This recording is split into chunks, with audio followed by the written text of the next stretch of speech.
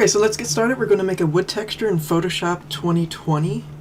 The size of your wood that you want to create will affect how the procedural textures look on them. The larger file size, the texture will look smaller. Just keep this in mind. So if you want a much larger pattern to pull from and make smaller wood planks for wood flooring, then something like a 4K would work really well. I'm going to start with a 2K.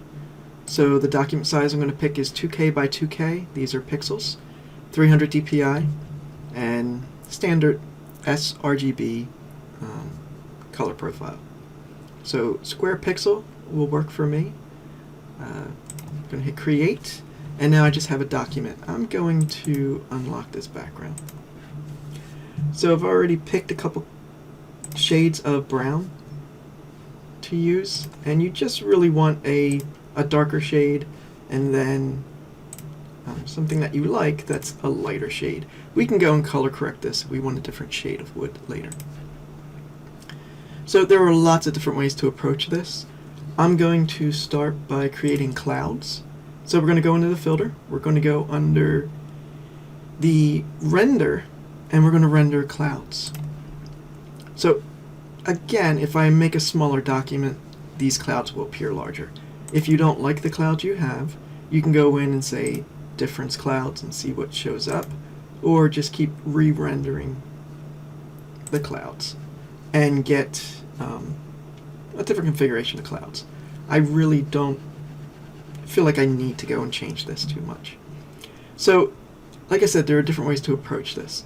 What we're going to do is we're just going to come in and apply a little bit of noise and then do some breakup to it. So the way I want to apply the noise is actually not through the noise, but to go down and do a, where is it, distort. We're going to render fibers. So when you render your fibers, it's going to give you a nice little broken up pattern. And you can just look at your preview and see what looks best for the type of wood grain that you're making. So having some sort of wood grain in mind or an image of it is helpful. So I'm just going to make sure we have a nice variation between light and dark, and this works pretty well. This end here is much larger than the rest of the body, but this is okay. So when we come in and we look at this, I'm going to just zoom in a bit. So we'll say 75% to take a look. It is a nice broken up wood grain. I could do this in a separate layer later and go back and just do it with a grayscale and apply this back over the final wood. This is going to get broken up quite a bit as we distort the pattern and make our wood. So I could go and I can copy this, make a duplicate, and just hang on to that duplicate for later if I want to reapply it over. Desaturate the color and then apply this wood grain back over our wood pattern. So I'll just leave that one there in case we decide to do that. I'm going to go back to 33% so I can see the entire pattern. Again, this is a little annoying to me, but it's not as bad as when you go and you apply noise. You get a really bad distortion on both sides. I can just scale this layer a little bit larger than my document to get rid of anything that seems irregular to me. I'm going to go in and go back to filter, and we will at this point just do some sort of distort. So I can add to this wood grain with a little bit of a ripple. Okay, just coming in a slight ripple so it feels more like it's wood that is grown, and I'm just putting a little tiny bit to that. You might not notice it at this scale, but when we look at it, there's a little more of a breakup than the other texture. So if I turn that one on, you can see we get a little more of a natural growth pattern. So we're going to come back out and take a look at it at 33%. I'm going to rotate the canvas. So I'm going to select the canvas, go in and transform, rotate 90 degrees. Now deselect and apply the filter. So each time I click, I get a new handle, and I'm just going to put quite a few in, but keep them in the center of the frame so I can apply them. It's a little difficult to manipulate when you pull them out too far. And maybe I'll put a couple more in, but this works for now. And when you get to the end, if you pull too far, you lose the point. So just be aware of that. So put another one in and come up and just pull.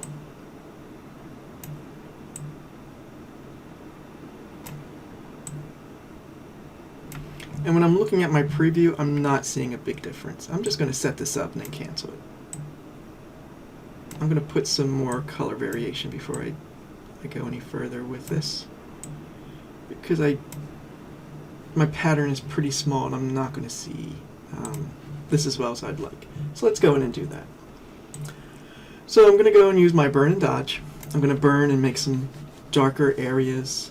I have midtones selected and 12% for my exposure. I'm not using a stylus tablet right now, but a stylus tablet would be helpful. So I'm just going to add some darker lines. And then come in, raise this up a little, make my brush a bit smaller.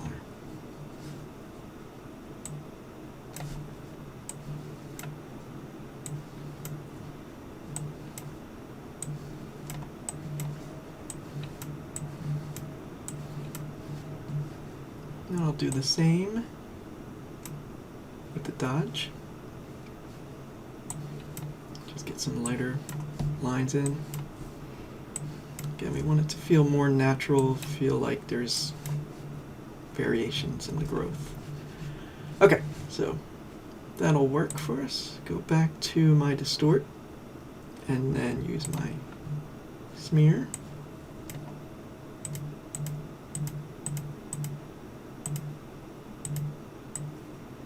Start pulling these.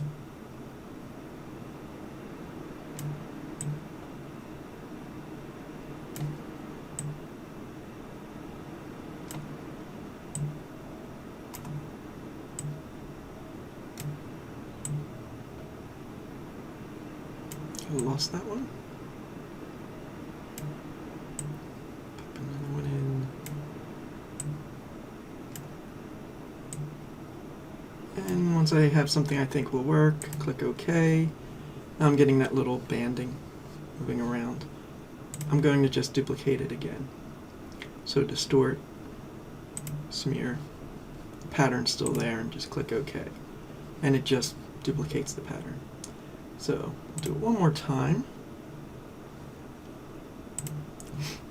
I might change the pattern up a bit.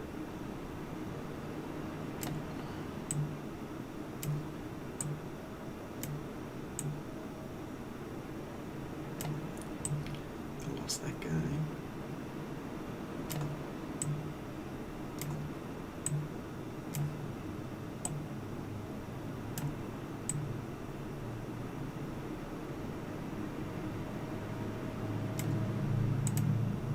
Okay, so now we're getting a little bit of striping like you would in wood. I can do that in additional time and see if I can get a slight variation to it. But I do enjoy using this. I get these nice little rings when you play with it. So I might put a couple more in just to get a different result.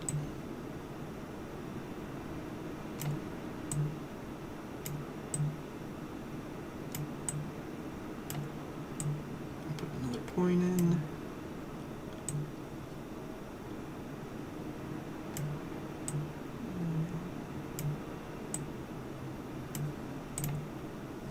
Alright, that'll work for us. So now the next step is we can go in and liquify to get a little bit, like I really like how this looks right here, to get a little bit more control over it. I don't see any really bad areas.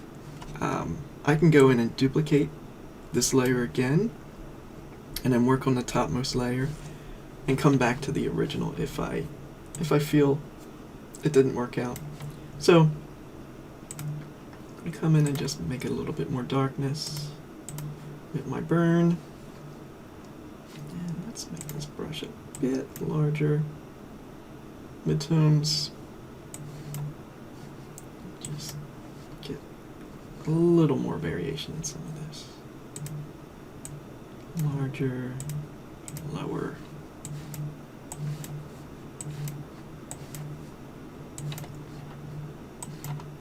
Okay.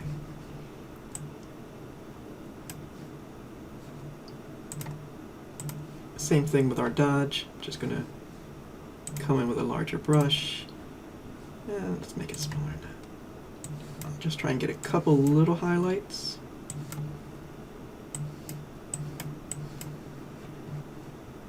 In areas.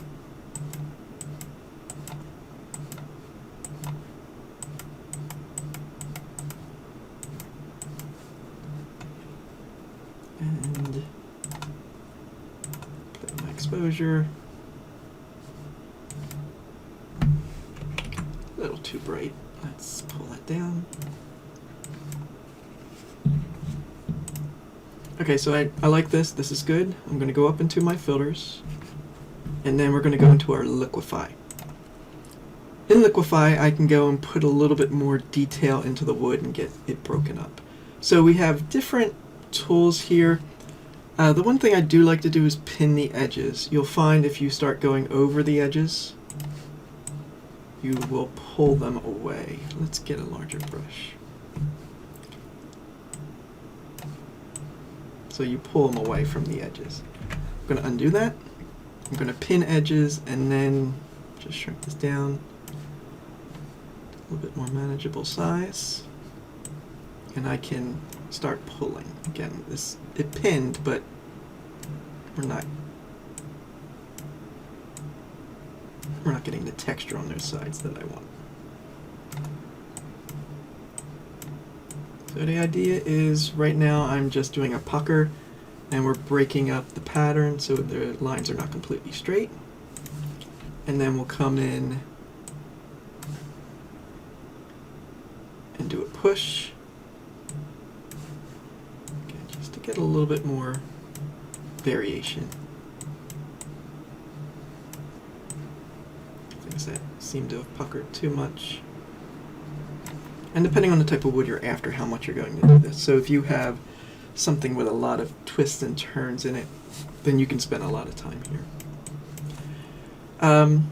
We can simply do a forward warp where it pushes and pulls, and we can gently caress the shape as well as just do a swipe across if we want to get a blur. So I prefer to use it just for gentle movements. And then you do have a reconstruct tool that if you find something went awry, you can kind of click on it and it will pull it back to the original state. So anything that you think went too far, you can just kind of click back. And then for the fun part, we're going to come in here and there is a twist or twirl tool. With the twirl tool, we can make our brush smaller and then come in and make little twirls in the wood.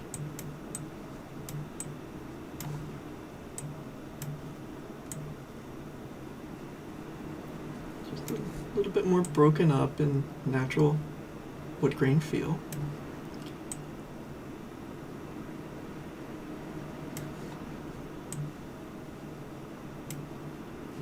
And then we can put knots in.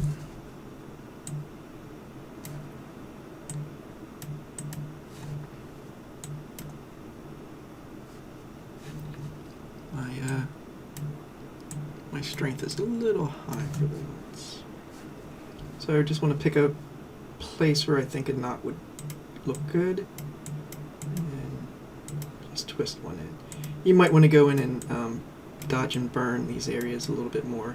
If you go and really put in a knot, sometimes you get a white spot in the center if you spend too much time on it.